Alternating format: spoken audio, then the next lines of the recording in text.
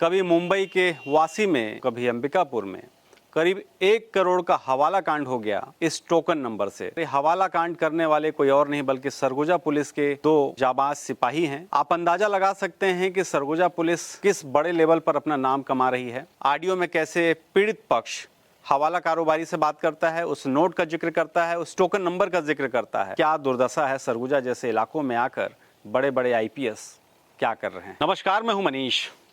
Screen पर दिख रहा है एक 10 रुपए का नोट जिसका सीरियल नंबर बतौर टोकन, इस टोकन नंबर से कभी मुंबई के वासी में, कभी दिल्ली के चांदनी चौक में, तो कभी अंबिकापुर में करीब 1 करोड़ का हवाला कांड हो गया इस टोकन नंबर से। और ये हवाला कांड करने वाले कोई और नहीं बल्कि सरगुजा पुलिस के 2 जाबाज सिपाही हैं। एक का नाम है अंशुल शर्मा और दूसरा है प्रवीण राठौर।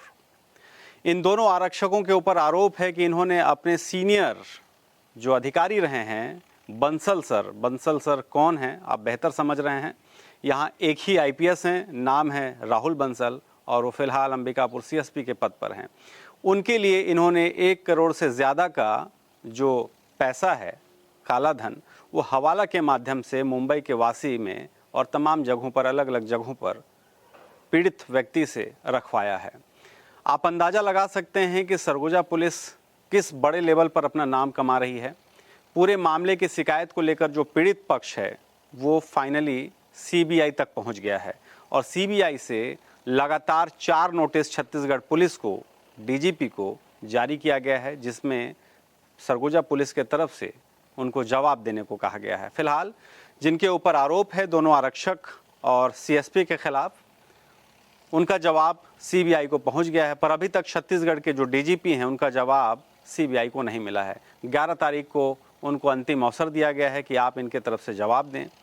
दूसरी बात, ऑडियो में कैसे पीड़ित पक्ष हवाला कारोबारी से बात करता है, उस नोट का जिक्र करता है, उस टोकन नंबर का जिक्र करता है, और बाद में जब पैसा हवाला के माध्यम से सही जगह पर पहुँच जाता है, उसके बाद वही पीड़ित व्यक्ति अंबिकापुर में बैठे उस आरक्षक से बात करके इस बात की पुष्टि कराता है कि आपका पैसा आप तक पहुंच गया है। फिलहाल हम आपको एक पार्ट दिखा रहे हैं, ऑडियो का कुछ हिस्सा सुनिए। दूसरे पार्ट में हम आपको दिखाएंगे कि कैसे बहती गंगा में कुछ जो हमारे आरक्षक हैं अंबिकापुर के, उन्होंने भी हाथ धो लिया। यानी पीड़ित पक्ष एक तरह से एक आईपीएस को तो करोड़ों रुपया रिश्वत के तौर पर दे ही रहा था, वहीं जो आरक्षक हैं जिससे लगातार पीड़ित पक्ष बात कर रहा था फोन पे, वो भी अपने लिए अंबिकापुर में कहीं मोबाइल के नाम पर, कहीं किसी के नाम पर अच्छा मोटा रकम रखवा लेता है। फिलहाल ये ऑडियो सुनिए और देखिए कि क्या दुर्दशा है सरगुजा जैसे इलाकों में आकर बड़े बड़े आईपीएस क्या कर रहे हैं। शुक्रिया। हाँ सर, ये मैं छत्तीसगढ़ से बंसल सर ने आपका नंबर दिया था सर। एक 50 की टोकन की बात हुई होगी। हाँ, तो उधर जो अंगड़ी है उसके पास जाने के बाद कॉल करूँ, गए हो क्या बोले? नहीं, मैं तो अभी किसी आपका नंबर मिला था, तो मैं कहाँ के लिए बात करूँ? बॉम्बे के लिए। तो सर मैं तो, मेरे पास तो रेडी दिल्ली में पड़ा है, तो मैं बॉम्बे के लिए बात करके बताता हूँ आपको। ठीक है सर? हाँ बताओ ना सर। ठीक है, मैं बताता हूँ बात करके आपको।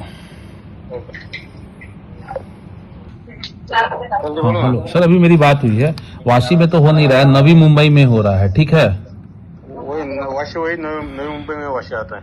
तो बोला वहाँ से 1.5 घंटा दूर पड़ेगा, बोल रहा है वो। तो कहाँ पे लोकेशन बताओ ना, बोल रहा हूँ। अच्छा, मैं पूछ लेता हूँ सर। और दूसरा क्या बोल रहा है सर कि कैश का इतना अरेंजमेंट हो नहीं पाएगा, मैं टोकन लूंगा भी तो मंडे को दूंगा।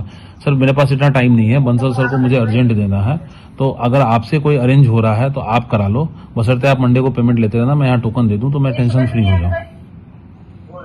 इतना पेमेंट अपने पास भी अरेंज नहीं होगा ना सर, यहाँ से। तो आप टोकन देके सर ले लो, आप मंडे को ले लेना, क्योंकि बंसल सर को आप ओके कर दोगे तो मेरा काम इधर निकल जाएगा। मेरे कहने का ये मतलब है सर। देखो, मैं उनको मंडे के लिए बोल भी दिया है, ठीक है?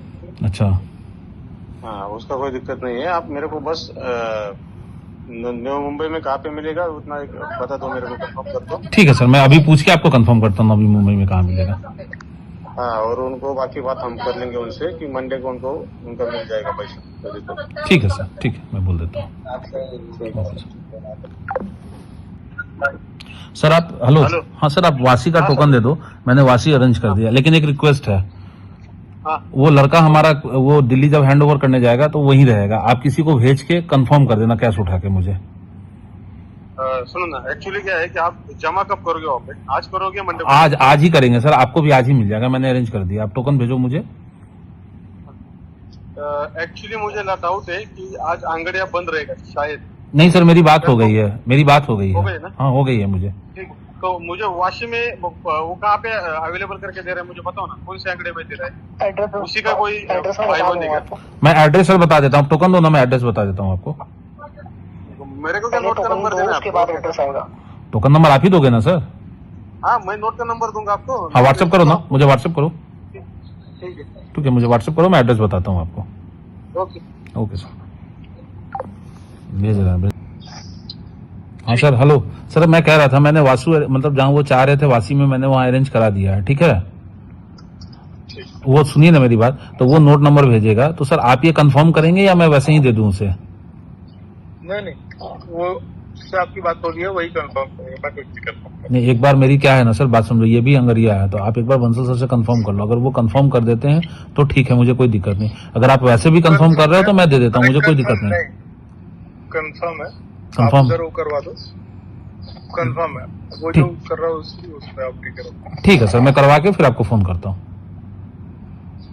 ओके सर, लेके आप कंफर्म कर देंगे ना एक बार? अरे आप करवा लो ना उससे बात करके यार। ठीक है सर, ठीक है, ठीक है, आप उससे बात करके करवा लो। ठीक है सर, कोई दिक्कत नहीं, ठीक है। हाँ।